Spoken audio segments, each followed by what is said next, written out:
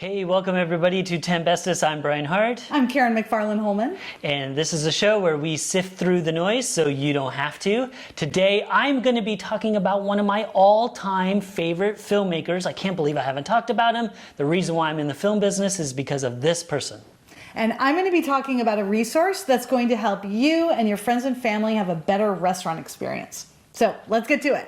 All right, my next cool sheet. I am going to be talking about a human/filmmaker, and this is one of my biggest influences and favorite filmmakers, Robert Rodriguez. He's an American filmmaker and visual effects supervisor. He shoots, edits, produces, and many times scores his own films. In 1992, he made El Mariachi for $7,000 only. It grossed $2.6 million, so he became pretty much an instant. And the movie was good also, especially for the budget of $7,000.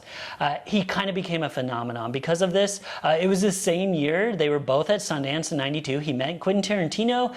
They became really good friends. They collaborated on various projects and films together. Other movies that he's done, Desperado, Once Upon a Time in Mexico, From Dusk Till Dawn, Sin City, Part 1 and Part 2, Spy Kids, I don't know how many there are, but there's more than one.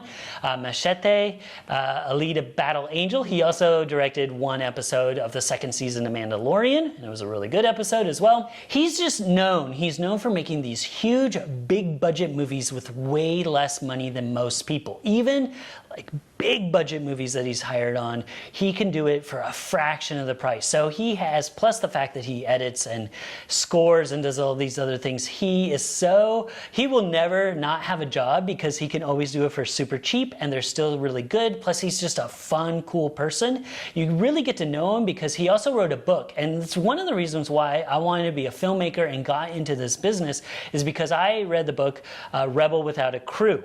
And it changed my life.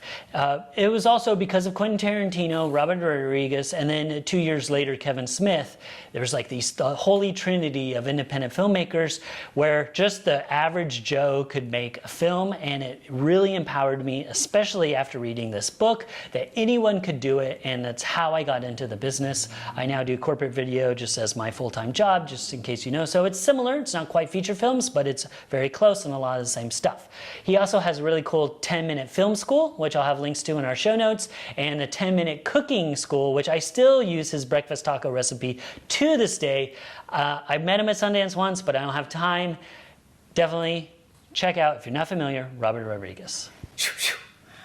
I had no idea. I thought he was just a director. And that was whoa. No idea. No, he does everything. Pretty much everything. You lent that book to my son. Oh, does he still have it or do I have it back yet? I think he might still have it. That's Dean, funny. give that back to Brian before That's right. you I go want to my film book. school. Oh my gosh. Yes. I know. I'm just blown away. I can't even believe it. He's super cool. Now, I met him at Sundance. I didn't really get to meet him. He was pretty busy. I think it was El Mariachi's 20th anniversary, or maybe 15, now that I'm thinking about timing. But so he was pretty busy, but he was at our theater. I think I said hello. That was it. I didn't want to fanboy too much, and I probably one of the only times I actually got nervous to talk to somebody. Oh, wow. That's cool. But super cool guy. He's always been really cool. And he's just one of those guys that gives a lot of free information too as well, and really kind of demystifies the process of filmmaking. And it's like, hey, anybody can do this. You do have to stick with it. It's hard work, but you can do it, and you can do it for super low budgets, especially now that everything's digital. Super cool. Yeah. Oh, yeah. No, it sounds like he's the king of low budget. Yeah. Yeah, and I love the fact that he's done bigger projects, but he hasn't just, he's like, that isn't an excuse to use more money because you have it. In fact, that can make your movie worse. When you don't have a lot of money, you have to get super creative. Scrappy, yeah. So I love that. I love everything about his philosophy in filmmaking. Woo! I love it. Well, thank you. Yeah, you're welcome. More about Robert Rodriguez. Yay. Oh, I haven't mentioned our show notes. So if you want to check out our show notes, go to 10bestest.com/fancut. So due to the first cool sheet that I did, but it's 10bestest.com/fancut. Cool. All right, well, I'm going to move on to my third cool sheet. I'm going to be talking about a website, and it also is an app if you don't have a light phone that doesn't have apps on it. So this website is called Happy Cow. And Happy Cow is a resource for vegans, for vegetarians, and for people who have friends and family who eat plant-based foods. So this is similar to Yelp or any other internet review modality in that users are posting reviews of restaurants and what's on the menu so that others can look up the restaurants in any region. However, it is different from the usual way of reviewing because it's not just about the quality of the food and the service, although that is of course included. Happy Cow includes reviews, ratings, and specific information about the restaurants in terms of their offerings and their knowledge and friendliness towards plant-based cuisine. So vegan and vegetarians find it very helpful when traveling to new places. And here are the kinds of things that can appear on reviews that's different from restaurant reviews that most of us are more used to. Users of Happy Cow review whether or not the servers know what vegan means, if there are vegan or vegetarian options available on the menu, if the servers make a mistake on the order out of neglect or out of lack of awareness. Happy Cow comes in handy when there are groups of people who are vegan and non-vegan so that everyone can find a good restaurant that offers something for everyone in the group. So even if you're not vegan, this could be a really helpful resource. It could be a high quality, if we think of a restaurant, it could be really high quality. It could have excellent staff, excellent food, but if they have 0 vegan options, it's not going to rate highly on Happy Cow. So you can know that way. And there is a filter when you go into the website or the app where you say, I want an all vegan restaurant, or if it being vegetarian is okay. In terms of the reviews, I wanted to say one last thing, is that it has a usual 5-star scale, but 4 is the maximum rating it can get if it does serve meat. Happy Cow. Whoa, Happy Cow. I feel like, now I'm not a vegan or a vegetarian even, I dabble, but I'm not, I feel like I have heard from some of my vegan friends about this app. I think actually that friend doesn't, my friend that I'm thinking of immediately, Dave, doesn't have a smartphone. So he would love the, well, I don't even know if he'd even want the light phone. He has a flip phone. Like he's so old school. But I think he's talked about the website before. It sounds so familiar. But yeah, thank goodness this is around.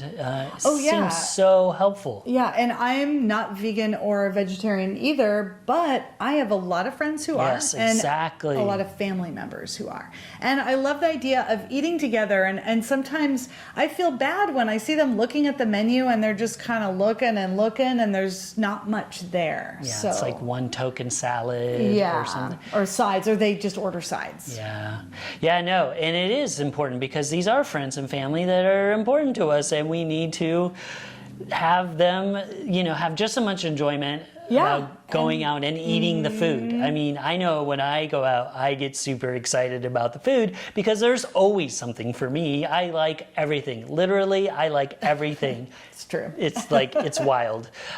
There's like one thing I can think of, and that's something that isn't even common in the United States. It'd be like those big giant fried spiders, like Vietnamese street food or something like that. That would be the one thing I probably wouldn't go for, but almost anything else. Almost. The YouTubers are now going to comment with all these, what about this? No, you're right. What about Yeah, but there's a lot. It's more things I like than not. But yeah, so I'm easy. I'm an easy target for any restaurant. But for my vegan friends, my vegetarians, and it makes me feel bad because you kind of see it in their my vegan and vegetarian friends are always very, very cool. They never cause like this place sucks or what, they're usually very passive and very copacetic and just like, well, I'll make the best out of it, but to have this kind of app and have something available for them to get excited about where to go. For sure. In a new city, if you're visiting and you don't know, that's super helpful. I love all of it. Yeah. And I'm down for going to a full vegan restaurant, even though I'm not vegan, because they make delicious food. I mean, that's what my experience has been. So. Absolutely. They utilize spice and flavor and fresh ingredients because, if that's what they're doing only, it's usually top notch. Yeah, for sure. Yeah, we have a vegan restaurant here in town that's excellent. It totally does that. Shout out to Infinity Room. Yeah. Okay, thank you so much for sharing that. My pleasure. All right, thanks again for tuning in, everyone. I'm Brian Hart. I'm Karen McFarland Holman. Tune in tomorrow for 2 more cool sheets. That's right, and don't forget to like and subscribe. It really helps us out. And don't forget to stay curious.